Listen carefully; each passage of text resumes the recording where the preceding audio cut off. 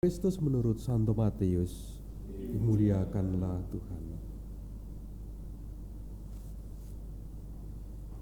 Dalam khotbah di bukit berkatalah Yesus, "Bila kalian berdoa, janganlah bertele-tele, seperti kebiasaan orang yang tidak mengenal Allah. Mereka menyangka doanya akan dikabulkan karena banyaknya kata-kata. Jadi janganlah kalian seperti mereka, karena Bapakmu tahu apa yang kalian perlukan sebelum kalian minta kepadanya. Maka berdoalah kalian demikian: Bapa kami yang ada di surga, dimuliakanlah namamu, datanglah kerajaanmu, jadilah kehendak-mu di atas bumi seperti di dalam surga. Berilah kami pada hari ini makanan kami yang secukupnya, dan ampunilah kesalahan kami, seperti kami pun mengampuni yang bersalah kepada kami. Dan janganlah membawa kami ke dalam pencobaan, tetapi bebaskanlah kami dari yang jahat. Amin. Karena jikalau kalian mengampuni kesalahan orang, Bapamu yang di surga akan mengampuni kalian pula. Tetapi jikalau kalian tidak mengampuni orang, Bapamu pun tidak akan mengampuni kesalahanmu." Demikianlah Injil Tuhan. Terpujilah Kristus. Saudara-saudara yang terkasih, hari Minggu yang lalu kita merenungkan terkait dengan kerajaan Allah yang diumpamakan dengan dunia pertanian. Ada benih, ada tempat, dan kemudian tumbuh dan berbuah. Buahnya walaupun tidak nampak dalam bentuk buah, misalnya seperti buah nangka, buah pepaya, tetapi bahwa di sana ada burung-burung di udara itu bersarang di dalam carang-carang cabang-cabang yang ditumbuhkan oleh benih yang tadi ditaburkan itu. Tetapi juga di sana dinyatakan bahwa benih itu ditaburkan, tetapi orang itu tidak tahu kapan dan bagaimana prosesnya benih itu tumbuh. Itu memang ranah atau kuasa Allah, begitulah.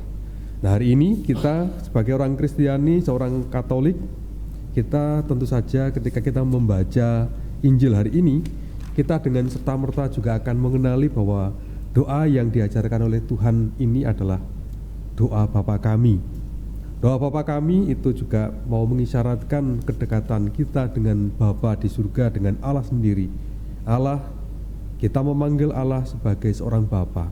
Bagaimana di sana ditampakkan relasi antara Bapa dengan putra, dengan anaknya, dan anak dengan bapaknya.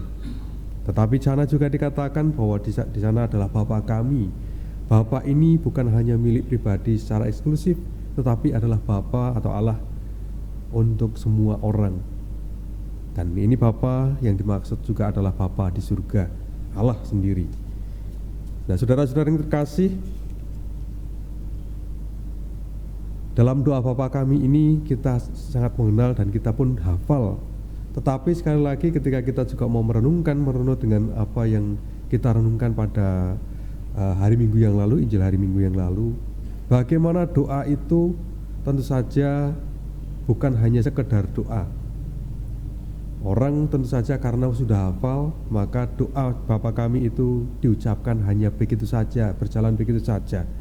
Nah, kalau kita juga mencermati bagaimana orang itu menanam atau menabur, tentu saja di sana ada beberapa hal yang juga pantas untuk direnungkan, bahwa benih itu juga pasti benih yang berkualitas. Tanah itu tentu saja tidak sembarang tanah, tetapi juga dengan itu perlu adanya yang namanya perawatan yang juga berkualitas agar nantinya bisa benih itu tumbuh dan berkembang. Kendati pun orang tidak tahu dan tidak mempunyai kuasa untuk membuat benih itu menjadi tumbuh dan berkembang. Maka doa pun juga demikian, bagaimana kita bukan hanya sekedar kata-kata yang panjang, bukan hanya sekedar kita menghafal, bagaimana kita mempunyai permohonan dan macam-macam itu, tetapi bagaimana kualitas dari hidup kita. Doa itu juga mengisyaratkan kedekatan, sekali lagi kedekatan kita dengan Allah, tetapi juga bagaimana kedekatan itu. Kita tidak tahu bagaimana proses dari pengabulan sebuah doa, tetapi bahwa kita juga lebih tidak gampang juga memahami dan juga tidak mudah untuk bisa menjalankan dari doa-doa yang diajarkan Tuhan, karena terlebih-lebih bahwa di sana ada buah-buah yang hendaknya juga menyertai, yaitu pengampunan. Tidak mudah. Orang berdoa itu mungkin kebanyakan juga bisa dikatakan mudah, tinggal kita mengucapkan. Tetapi ketika itu harus sampai pada sebuah pengampunan atas kesalahan orang, itu menjadi tidak mudah. Maka saudara-saudara yang terkasih, mari kita hening sejenak. Kita merenungkan sabda Tuhan ini dan kita memohon kepada Tuhan agar Tuhan berkenan mengutus Roh Kudus-Nya untuk mengajar kita, untuk bisa berdoa, untuk bisa percaya, dan juga untuk bisa mengampuni. Semoga Tuhan memberkati kita. Amin.